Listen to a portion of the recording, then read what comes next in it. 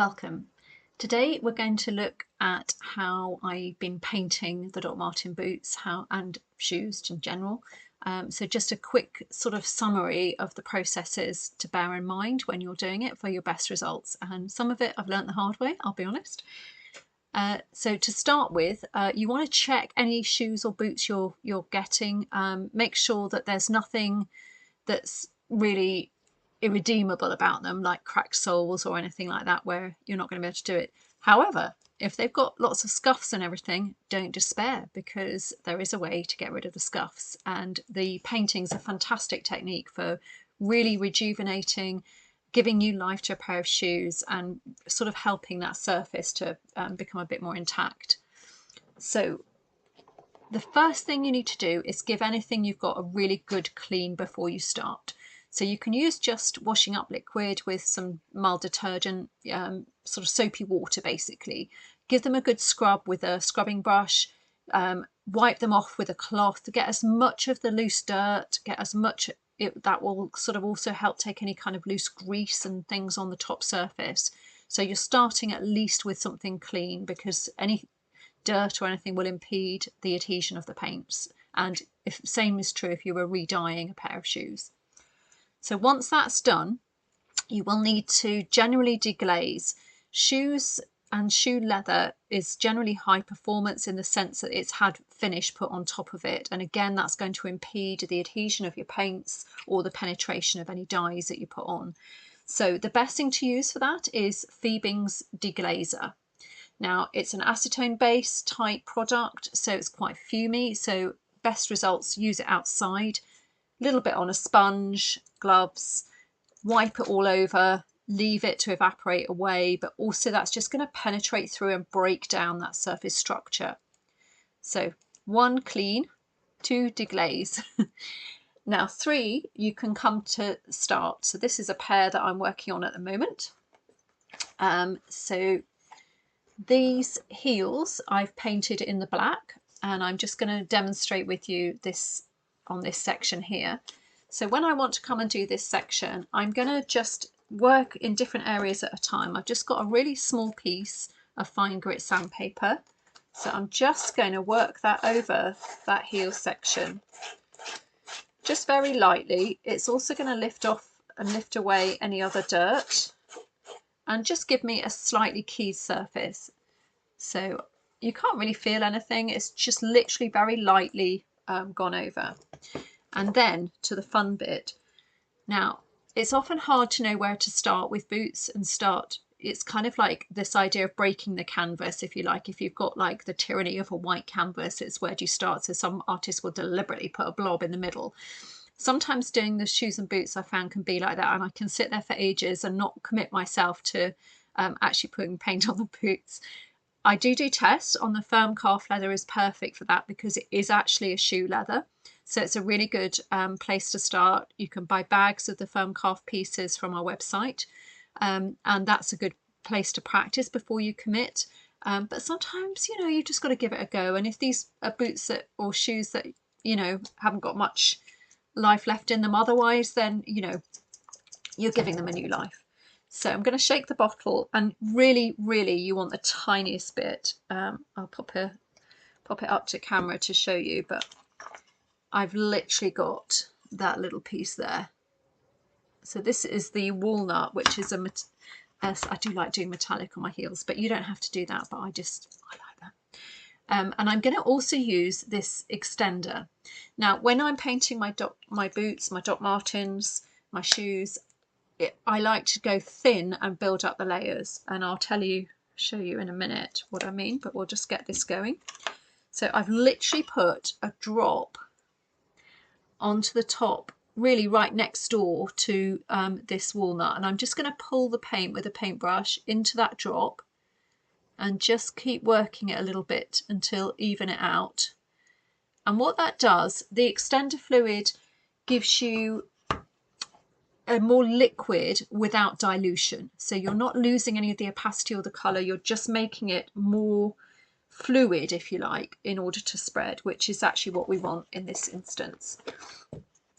You can dilute them with water, they are water based, so I'm going to use these brushes. I've got this straight edge brush, which I really like when I'm doing these, because these are brushes we sell as well on the website. They're really good brushes. There's a pack of 20 for £20. Really recommend them if you're doing any painting. They're really, really useful and good quality. You don't get any kind of hairs coming away or anything like that. So I always start in the middle section. So put your paintbrush down into the larger area if you like, and then I'm going to work up with this nice edge just to my edge. So I'm using that to take to my edge paint there,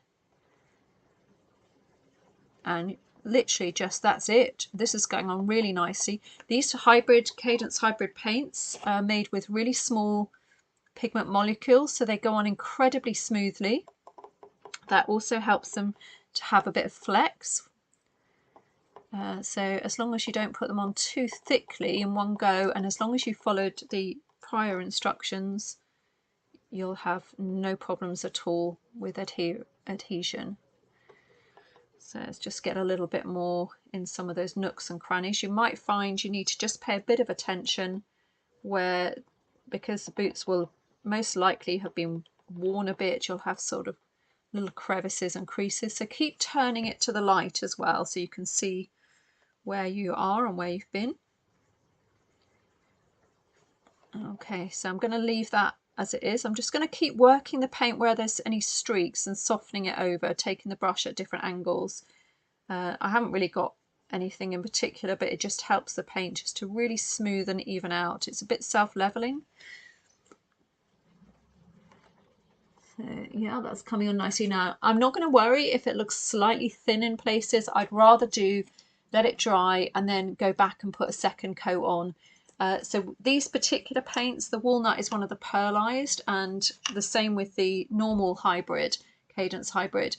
They 2-3 coats is fine. I did find when I was doing I wanted the really blinging Dora metallics on the spine of these Doc Martens, and because they were already quite a dark colour, I ended up using maybe 3-4 coats, but I wanted to do it building them up, and because of the way the Dora are, I tended to put them on a bit thinner and then build up the metallic, so you can get a really, really good shimmer going there. That's the champagne-y kind of colour one, I think. Now, I said this is how you learn from experience. So these are boots I made for a very good friend of mine for her birthday. And I'd already made my own pair here and worn them a lot and never had any issues with anything coming off or anything at all. And I'd put them on quite thin, the layers there, built up the layers, done it all properly, done it all how I said. But when I came to hers, I got a bit carried away in places, and when I was doing the sunflower, I wanted it to really pop, and I just used the paint on quite thickly, and I didn't key it enough. When she did try them on for the first time, the paint did peel away. So it wasn't a problem. I took them back, peeled away any of the excess paint that hadn't taken.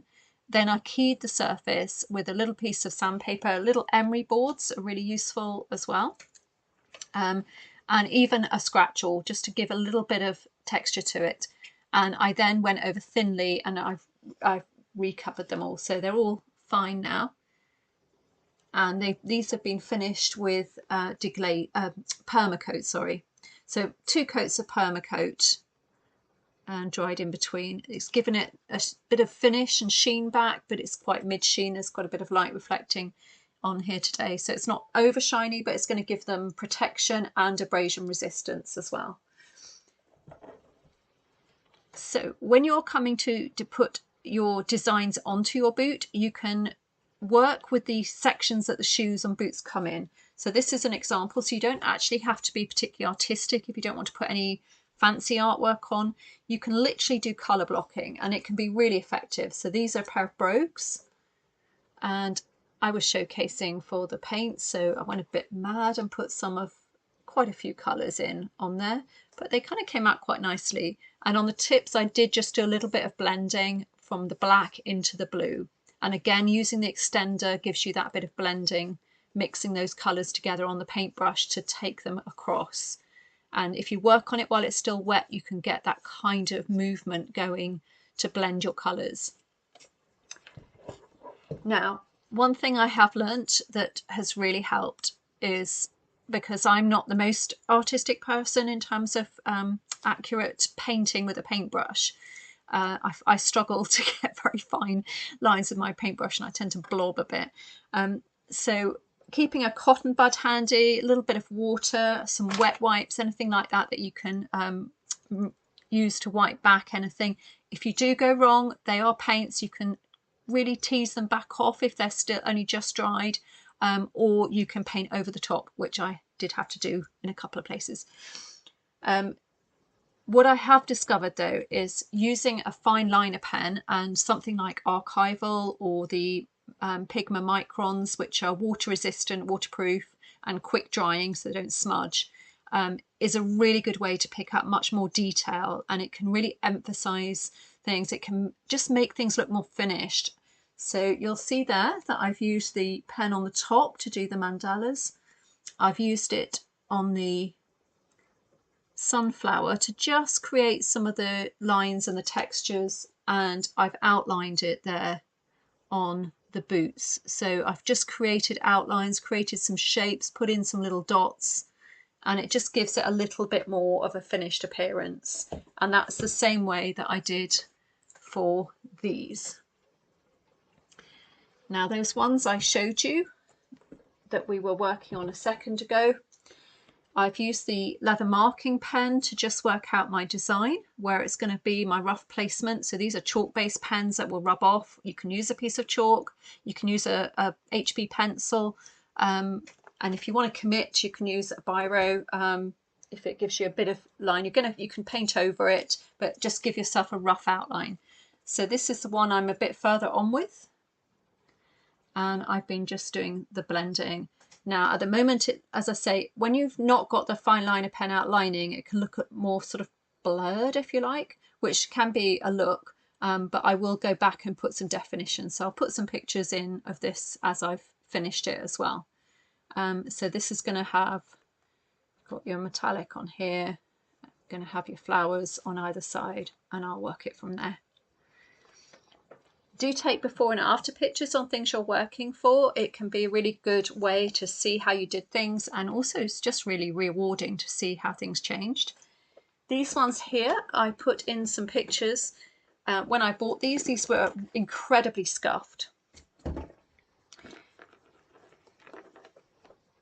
So when you get pairs that are very scuffed, the best thing you can do is to lightly sand off any of the areas that are scuffed, and then use the edge foundation. So this edge foundation is what we would put on prior to putting edge paint on if we were treating chrome or mineral tanned leathers or beige, but it smooths and fills the edge prior to putting the paints on rather than you slicking. And the same process is true if you're trying to repair a scuff. So sand back until you can get rid of any fibres that are sticking up in the top, and then just paint over. And I painted 3 times very lightly with the edge foundation in that area, and sanded back a couple of times in between until I got that filled. I used that as a filler.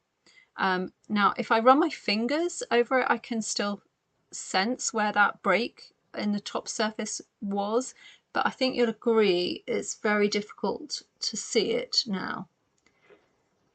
And these are definitely the same boots. You can tell there's the white inside that they were. So these boots were completely white, completely scuffed, completely greyed out in places, and in a bit of a sorry state. But as a result, I checked the bottom tread was fantastic, and I got them dirt cheap off Vinted because of that. So I now have my cherry blossom boots, which I'm quite pleased with, those ones. So there you go. There's some tips. Get painting. Go to your closet. See what you can find. Have a go. So if you want to recap quickly on those products, it was the deglazer to start, edge foundation to treat your scuffs, extender fluid to keep the paints liquid, hybrid leather paints, and permacoat to finish. And things you might want to have handy: fine grit sandpaper, cotton buds, wet wipes, and some good paintbrushes. Happy crafting!